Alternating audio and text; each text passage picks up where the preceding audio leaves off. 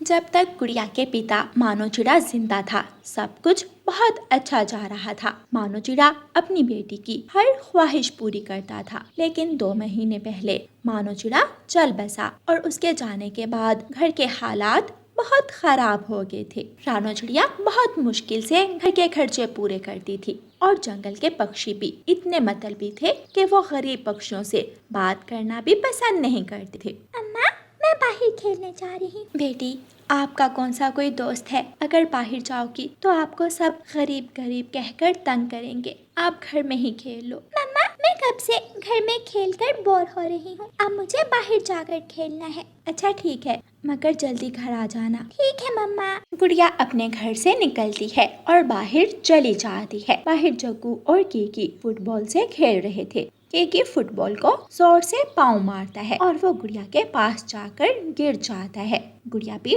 Football को hit करती है। गंदी गुड़िया, तुमने हमारे फुटबॉल को हाथ कैसे लगाया? जग्गू भाई, मैं भी तो आपकी तरह छोटी हूँ, मुझे भी खेलने का मन करता है। मुझे भी आप अपने साथ खिला लो, मैं आपको तंग नहीं करूँगी। नहीं नहीं, तुम गरीब हो और हम अमीर। हम तुम जैसे गरीब पक्षियों से नहीं खेलते। तुम जाकर अपने घर के काम करो। मेरी मम्मा भी कहती हैं कि जग्गू और मिठू के साथ ही खेलना, इस गुड़िया के साथ खेलने की जरूरत नहीं। जब तक मेरे पापा जिंदा थे तब तक तो आप सब मेरे साथ खेलते थे। हाँ, लेकिन अब वो नहीं है। जाओ, हमारा दिमाग मत खराब करो और हमें खेलने दो। जग्गू और कीकी फिर से फुटबॉल से खेलने लग जाते हैं और गुड़िया वहाँ से उड़ जाती है। थोड़ी दूर छोटा मिठू एक पेड़ पर बैठा अपनी गाड़ी से खेल रहा था। गुड़िया वहाँ जाती है। मिठू भाई, मुझे भी गाड़ी से खेलने का मन कर रहा है, आप मुझे अपने साथ खिला लो ना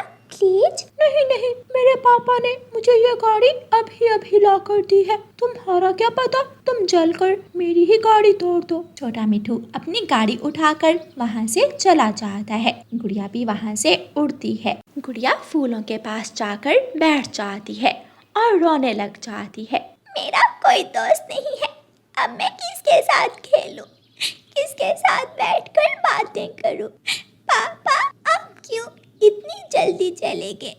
जब तक आप मेरे साथ थे मुझे कोई भी रुला नहीं सकता था, लेकिन अब तो मुझसे कोई बात भी नहीं करता। फूलों में से एक तेज रोशनी निकलती है और एक सुंदर सी परी वहाँ आती है। गुड़िया, किसने कहा आपका दोस्त नहीं? जो पक्षी अच्छे होते हैं उनकी दोस्त मैं होती हूँ। आप परी हो? हाँ, मैं परी हूँ। मैं आपकी सारी इच्छाएं पूरी करूँगी। परी अपनी छड़ी घुमाती है और एक सोने का ब्रेसलेट निकालती है। गुड़िया, ये सोने का ब्रेसलेट आप अपने पंख पर पहन लो। मैं इस ब्रेसलेट की शक्ल में आपके पास रहूंगी और आपकी हर इच्छा पूरी करूंगी। गुड़िया वो ब्रेसलेट अपने पंख पर पहन लेती है और अपने घर चली जाती है। घर के बाहर रानो चिड़िया गुड़िया का इंतजार कर रही थी। गुड़िया बेटी, मैंने आपको कहा था कि जल्दी आ जाना। और ये ब्रेसलेट कहाँ से मिला? ये तो मुझे सोने का लग रहा है।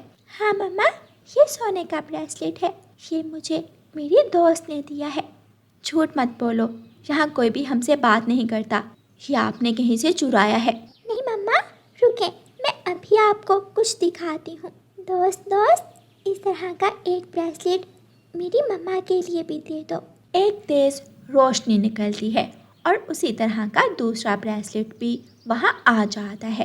देखा मम्मा, ये मैंने चुराया नहीं है। फिर गुड़िया अपनी मम्मा को सारी बात बताती है और वो दोनों घर के अंदर चली जाती हैं। मम्मा, आज हम बर्गर खाएंगे। दोस्त, हमें बर्गर दे दो। उनके सामने बर्गर आ जाते हैं और वो दोनों माँ बेटी मजे मजे से बर्गर खाने लगती हैं।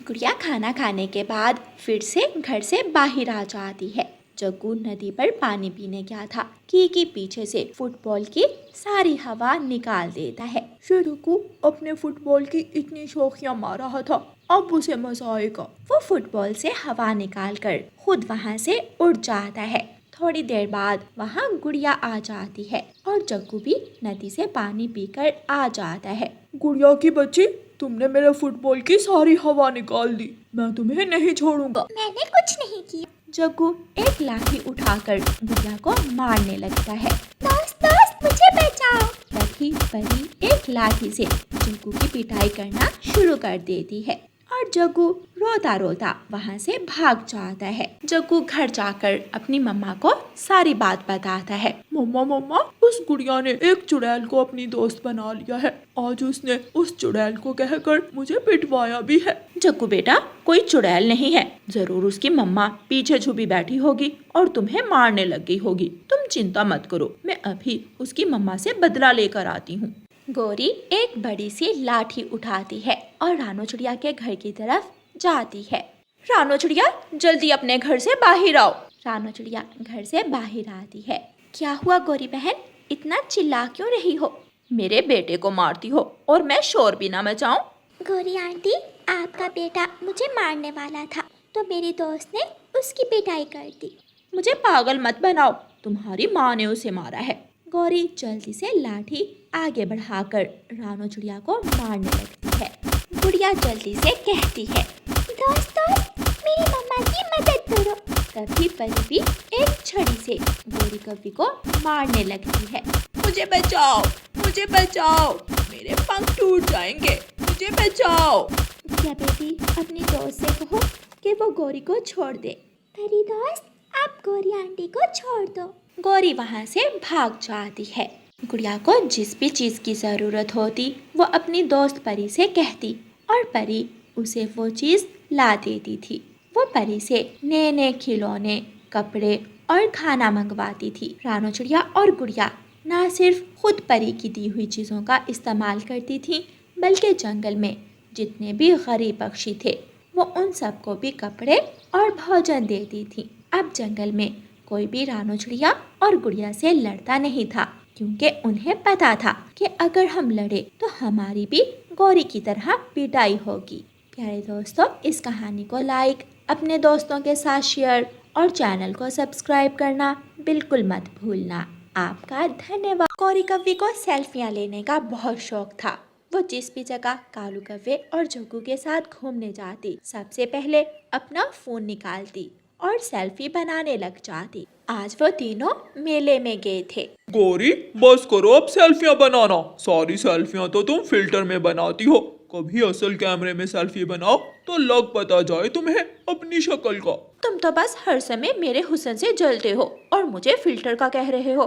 खुद तो तुम फिल्टर में भी अच्छे नहीं आते, इसलिए कभी सेल्फी नहीं बनाई तुमने। अच्छा, अब सेल्फियाँ छोड़ो, सुबह से हम यहाँ आए हुए हैं, अब हमें घर जाना चाहिए। बस 2 मिनट रुको, मैं उस बड़े से झूले के साथ अपनी सेल्फी बना लूं और एक सेल्फी मैं इस छेले के साथ भी बनाऊंगी। तोते, तुमने कौवे को देखा है? वो सुबह से दिखाई नहीं दे रहा। उसने तो मेरे साथ काम पर जाना था। तुम्हें नहीं पता? वो तो मेले पर गया है। क्या तुम्हें बताकर गया था? अरे नहीं नहीं, उसकी पत्नी जहाँ भी जाती है सबसे पहले वहाँ की सेल्फी अपलोड कर देती है। अब कोई परदेश भी बैठा हो तो उसको भी पता लग जाएगा कि दोनों पति पत्नी कहाँ है। जग्गू, गौरी और कालू कव्वा घर वापस आ जाते हैं। मेरी सेल्फी रानो, हरियाली और फाख्ता ने देख ली। अब तो मन ही मन मेरी खूबसूरती देखकर वो तीनों जल रही होंगी। मेरा तो मन करता है कि उनकी जली हुई शक्लों के साथ भी एक दिन सेल्फी बनाऊं। कितना मजा आएगा, एक यादगार फोटो बन जाएगी। अगले दिन रानो चिड़िया अपने घर से बाहर निकलती है तो गौरी कव्वी फूलों के पास खड़ी थी और सेल्फी बना रही थी। गौरी सेल्फी बनाने लगती है कि रानो वहाँ आ जाती है। गौरी, क्या कर रही हो? ओहो रानो, मेरी सेल्फी खराब कर दी तुमने।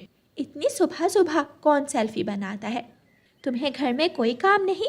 काम तो है, अभी मैंने जाकर खाना पकाना है। तो जाओ खाना पकाओ, कालू और जग्गू भूखे बैठे होंगे। तुम्हें ज्यादा फिक्र करने की जरूरत नहीं है, मैंने 1-2 सेल्फियाँ और भी खींचनी है, फिर जाऊंगी घर। गौरी, हर वक्त सेल्फी बनाना और उसको अपलोड करना अच्छी बात नहीं होती। तुम शक्ल से जितनी मासूम लगती हो, अंदर से उतना ही जलती हो। मेरी खुशी तुमसे देखी नहीं जाती और तुम तो इतनी गरीब हो, खुद कभी फोन ले नहीं सकती और मेरे पास फोन देखकर तुमसे बर्दाश्त नहीं होता और मुझे भाषण देने लगती हो। मैं तो बस तुम्हें समझा रही थी, लेकिन तुम तो हर वक्त झगड़ा करने के लिए तैयार रहती हो। अगर मेरे मुंह लगोगी तो मुझसे ऐसी ही बातें सुनोगी। रानो वहाँ से चली जाती है और गौरी फिर से सेल्फियां बनाने लगती है। जग्गू, तुम्हारी माँ कहाँ गई है? इतनी भूख लगी है। पापा, मम्मा तो बाहर सेल्फियां बनाने चली गई। मैंने उन्हें कहा भी था कि हमें भोजन बना दें, तो उन्होंने कहा कि इतना अच्छा मौसम बार बार थोड़ी आता है, भोजन तो वो हमें बाद में भी बना देंगी। पता नहीं कौन सी मनहूस घड़ी थी तो मैंने उसके हाथ में फोन ला कर दे दिया। अब तो हर समय सिर्फ गोरी होती है और उसके साथ उसका फोन। अब मुझे खुद ही कुछ ना कुछ बनाना पड़ेगा। इसी तरह दिन गुजरते रहे। गौरी अपनी नई नई सेल्फियां लेती है और बाकी पक्षी अपने काम करते हैं। एक दिन गौरी कौवी, रानो चिड़िया, हरियाली तोती और फाख्ता एक पेड़ पर बैठे हुए थे। हरियाली कहती है, मैं तो बहुत बोर हो रही हूँ, कब से अपने घर के कामों में लगी हुई हूँ। मेरा मन करता है कहीं घूमने जाऊं। तुम कितनी लकी हो गौरी, हर समय कहीं ना कहीं घूमने चली जाती हो। कालू तो मुझे कहीं ले जाने पर राजी नहीं होता, पर मैं भी गौरी हूँ, अपनी जिद पूरी करवा ही लेती हूँ। पिछली बार जब हम घूमने गए थे तो कितना मजा आया था। हाँ, मुझे भी वो दिन याद आते हैं। गौरी, तब तो तुम सेल्फियां लेते लेते गुम हो गई थी, फिर हम सब ने मिलकर तुम्हें ढूंढा था। मैं खोई नहीं थी, बस तुम सबके साथ मजाक कर रही थी। क्यों ना हम सब फिर कहीं जाने का प्लान बनाएं। अब रोज इसी जंगल में रहते हैं, कभी तो हमारा भी बनता है दूसरे जंगलों की सैर करना। अगर तुमने मजे करना है तो मेरी बात मानो, हम सब पहाड़ों वाले जंगल जाते हैं। वहाँ जगह जगह प्यारे प्यारे फूल हैं, एक खूबसूरत नदी भी है और बड़े बड़े पहाड़ हैं। वहाँ सेल्फियां बनाने का बहुत मजा आता है। गौरी, तुम्हारी हर बात सेल्फी से शुरू होकर सेल्फी पर ही खत्म होती है। फिर हम सब कल सुबह निकलेंगे ताकि शाम को वापस आ जाएं। फिर वो सब घर जाकर अपने अपने पतियों को अपना अपना प्लान बताती हैं। गौरी, तुम्हें तो बस मौका मिलना चाहिए यहाँ से निकलने का।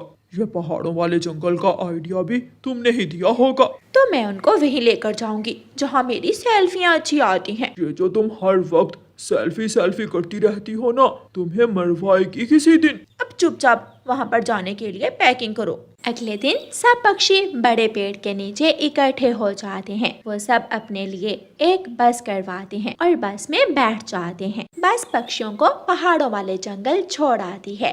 पक्षी पहाड़ों वाला जंगल देखकर खुश हो जाते हैं। कालू, ये सब बेचारे तो यहाँ पहली बार आए हैं, अब हम दोनों मिलकर इनको जंगल घुमाएंगे। हम तो यहाँ इतनी बार आ चुके हैं। तुम बस थोड़ी देर के लिए अपना फोन बंद रखना तो सब काम हो जाएगा। फिर गौरी और कालू सब पक्षियों को नदी पर लेकर जाते हैं। दोस्तों, ये है इस जंगल की सुंदर सी नदी। हमारे जंगल में जो नदी है वो तो इसके मुकाबले में कुछ भी नहीं। रानो, मेरी फोटो बनाना इसके साथ। इस तरह गौरी जो जगह पक्षियों को दिखाती है, साथ साथ अपनी सेल्फी भी लेती जाती है। आखिर में सब पहाड़ों वाली जगह आते हैं। ये पहाड़ तो कितने ऊंचे हैं, यहाँ से तो नीचे देखते हुए भी डर आता है। जब मैं पिछली बार आई थी तो इस बड़े पहाड़ पर चढ़कर मैंने सेल्फी ली थी, आज भी लूंगी। गौरी, ध्यान से, ये जगह बहुत खतरनाक है, कहीं तुम गिर ना जाना। डरो मत, कुछ नहीं होता, सेल्फियां तो मैं लेकर ही रहूंगी। गौरी कौवी पहाड़ पर चढ़ जाती है, लेकिन जैसे ही वो सेल्फियां लेने लगती है, उसका पंजा पहाड़ की चोटी पर फिसलता है और गौरी ऊंचे पहाड़ की चोटी से नीचे गिर जाती है। सब पक्षी भागे भागे गौरी के पास जाते हैं। गौरी के पंख टूट जाते हैं। मेरे पंख, हाय मेरे पंख टूट गए, हाय हाय। हमने तुम्हें पहले ही समझाया था कि यहाँ सेल्फियां लेना खतरनाक है। गौरी बहुत रोती है, लेकिन अब उसके पंख कभी वापस नहीं आने थे और ना ही वो अब कभी उड़ सकती थी। प्यारे दोस्तों, इस कहानी को लाइक, अपने दोस्तों के साथ शेयर और चैनल को सब्सक्राइब करना बिल्कुल मत भूलना। आपका धन्यवाद। कालू कौवा और गौरी कौवी नाश्ता करके बैठे हुए थे कि दरवाजे पर दस्तक होती है। कालू कौवा दरवाजा खोलता है। रानो चिड़िया, तुम आओ, अंदर आओ। रानो चिड़िया घर के अंदर जाती है। कालू और गौरी, मेरे बेटे ने स्कूल में टॉप किया है, मैं मिठाई लाई हूँ आपके लिए। वाह, गुलाब जामुन। अभी नाश्ता करने के बाद मेरा दिल कोई मीठी चीज खाने को कर रहा था। बधाई हो रानो चिड़िया, कुकू बहुत मेहनती है, मुझे पहले ही पता था कि वो इस साल भी टॉप करेगा। कुकू के टॉप करने की खुशी में आज रात मैंने अपने घर में सब पक्षियों की दावत रखी है, आप दोनों मेरे घर जरूर आना। हाँ हाँ रानो, हम जरूर आएंगे। फिर रानो चिड़िया तोते के पास जाती है। फिर कबूतर के पास और फिर बुलबुल के पास भी जाती है। रानो बहन, ये भी कोई कहने की बात हुई। मैं तो कब से इंतजार कर रही थी कि कुकू की पोजीशन आए और तुम हमारी दावत करो।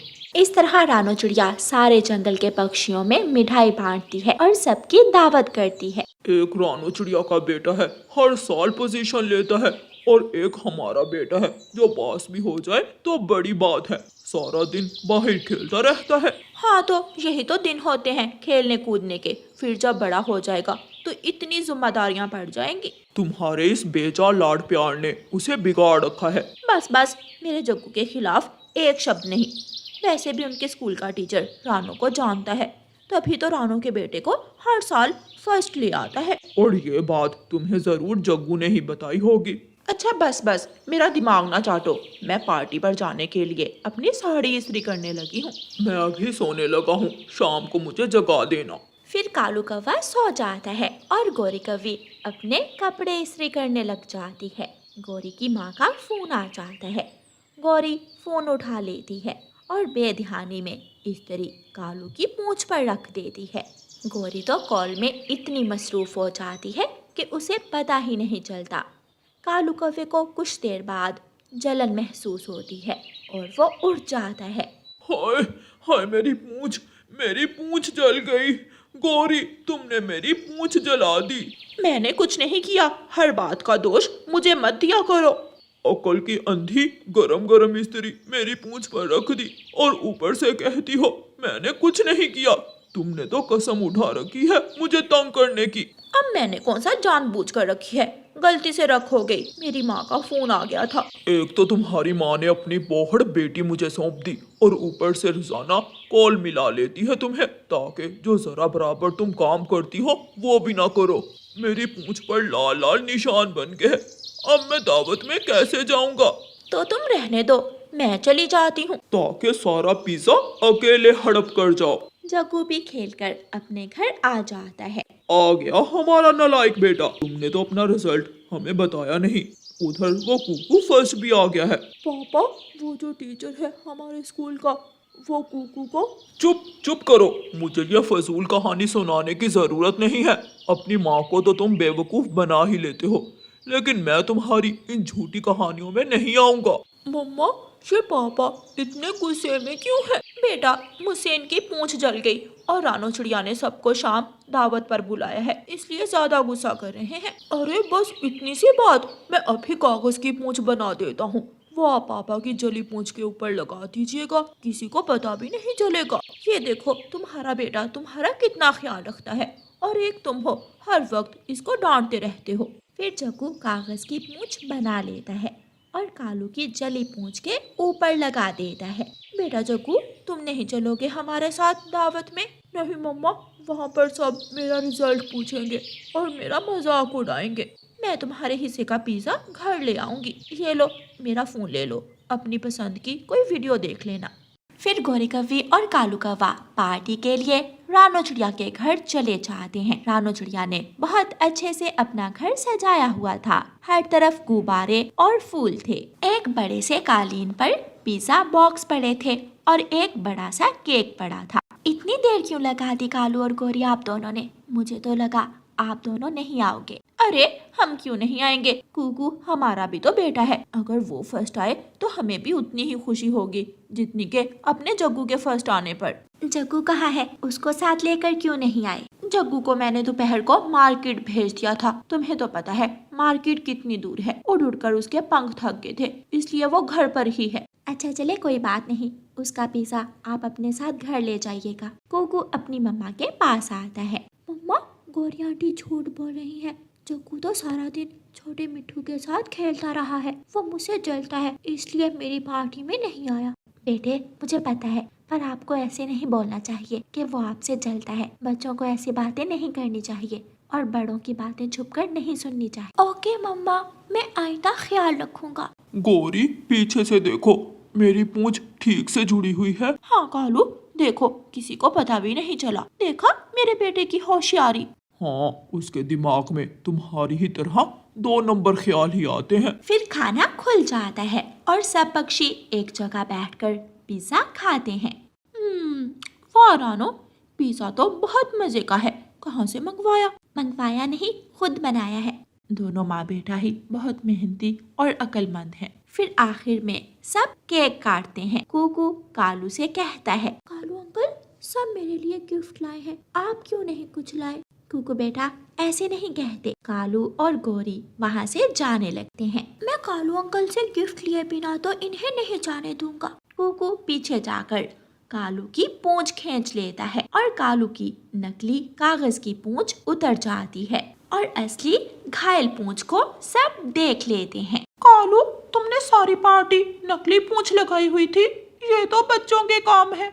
सब कालू पर हंसने लग जाते हैं। सॉरी कालू अंकल, मेरी वजह से सब आप पर हंसे। कुकू जल्दी से अंदर जाता है और दवा लेकर बाहर आता है। ये दवा आप अपनी पूंछ पर लगा ले। मैं तो आपसे गिफ्ट लेने के लिए आपको रोकना चाहता था और ये सब हो गया। कोई बात नहीं बेटा, मैं अगली बार आपका गिफ्ट जरूर लेकर आऊंगा। फिर वो सब मिलकर केक खाते हैं। प्यारे दोस्तों, इस कहानी को लाइक, अपने दोस्तों के साथ शेयर और चैनल को सब्सक्राइब करना बिल्कुल मत भूलना। आपका धन्यवाद।